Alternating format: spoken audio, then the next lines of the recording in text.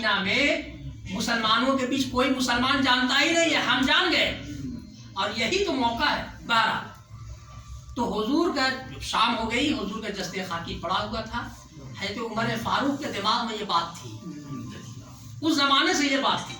कहा कि अरे आज तो हुजूर का विसाल हो गया, तो खाना लेके जागा वहाँ कौन, और तो खाली हम ही जानते हैं, ये तो कोई जानता भी नहीं है, हुजूर किसी से कहा भी नहीं।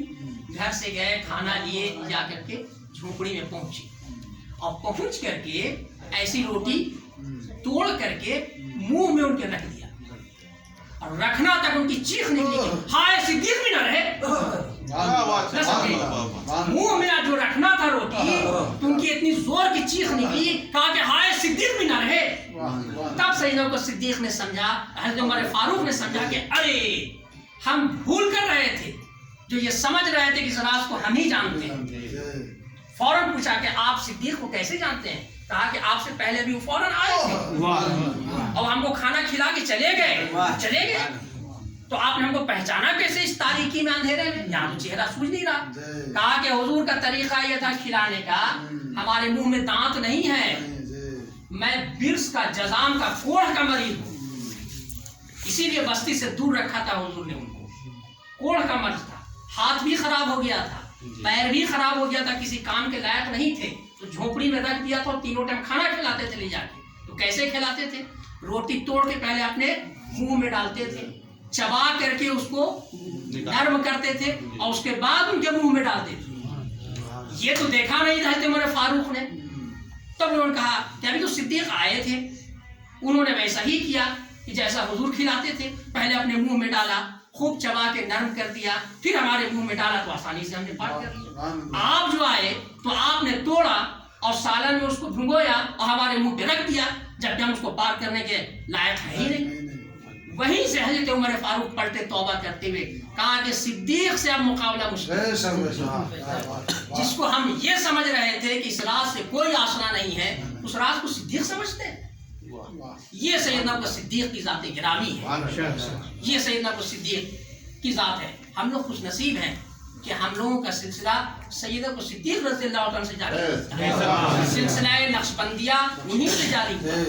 और हम लोगों का जो शजरा है सैयदना अमीर अब्दुल्लाह आगराबादी रज़ियल्लाहु ताला अन्हु से, वो जा करके मिलता है सैयदना को सिद्दीक पर। ये याद रखिएगा। तो हम लोगों को जो निस्बत हासिल है वो मौला कायनात की भी हासिल है, और सैयदना अबू बकर सिद्दीक की भी हासिल है, हज़रत उमर फारूक की भी हासिल है। सिलसिला वैसे हम लोग के यहाँ है। बहरहाल तो ये हज़रत सिद्दीक है, उनका कौल है कि मुझे बस 3 ही चीज़ पसंद रहा दुनिया में, कुछ ना भाया इस दुनिया में।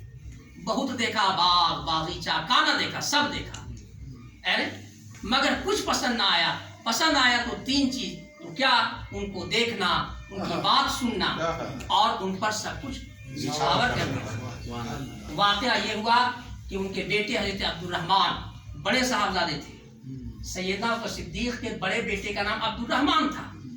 खाना खा रहे थे बाप बेटा कुछ बैठ करके घर पर, तो बेटे ने कहा कि जानते हैं अब्बा, उस जंग में जो आप थे तो हमारी तलवार के नीचे आप आ गए थे, हम तलवार अगर चला देते तो आपका सर 2 टुकड़ा हो जाता, लेकिन मोहब्बत गालिब आ गई कि बाप को हम ना मारेंगे।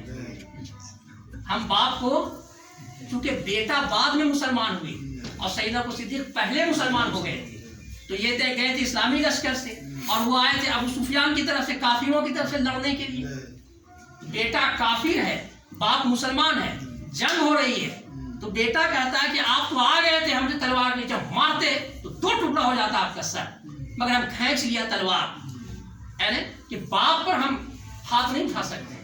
तो कहा कि जानते हो बेटा, ये तो अच्छा किए, तुम खुदा न खास्ते अगर तुम हमने तलवार के नीचे आकर क्या करते? तो कहा कि आप ही वही करते जो हम किया, इसलिए कि हम आपको बाप समझ रहे हैं, तो आप भी तो हमको बेटा समझते, तो आप भी हमको छोड़ देते। कहा कि नहीं बेटा नहीं, खुदा न खास्ते तुम हमारी तलवार के नीचे आ जाते तो मैं उसी वक्त उनको ज़बह कर देता। इसलिए ज़बह कर देता कि वो बाप बेटे की जंग नहीं थी, वो जंग थी ईमान की जंग थी, और कुफ्र की जंग थी। मैं ईमान